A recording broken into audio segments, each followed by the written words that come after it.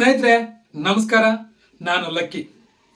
ಎಲ್ಲರಿಗೂ ಒಳ್ಳೆ ಸಮಯ ಅನ್ನೋದು ಬಂದೇ ಬರುತ್ತೆ, ಮತ್ತೆ ವಾಪಸ್ ಹೋಗುತ್ತೆ. ಅದು ಯಾವಾಗ ಬರುತ್ತೆ, ಯಾವಾಗ ವಾಪಸ್ ಹೋಗುತ್ತೆ ಅನ್ನೋದು ಮಾತ್ರ ಯಾರು ಗೊತ್ತಿಲ್ಲ.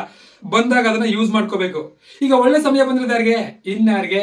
ಯಶ್ ಮತ್ತೆ ಅಲ್ಲು ಅರ್ಜುನ್ ಇವರ ಟೈಮ್ ತುಂಬಾ ಚೆನ್ನಾಗಿದೆ.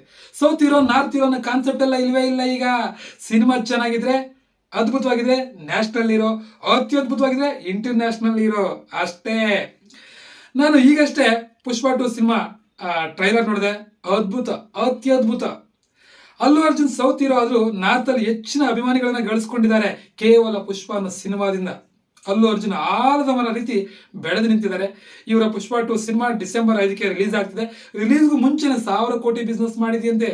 ಇನ್ನು ರಿಲೀಸ್ ಆದ್ಮೇಲೆ ಅದೆಷ್ಟು ಕೋಟಿನೋ. ಒಂದು ಮಾತಂತೂ ಸತ್ಯ, ಸಿನಿಮಾ ಏನಾದ್ರು ಚೆನ್ನಾಗಿದ್ರೆ ನಂಬರ್ 1 ಇಂಡಿಯಾದಲ್ಲೇ ನಂಬರ್ 1 ಆಗೋದ್ರಲ್ಲಿ ಡೌಟ್. Thank you.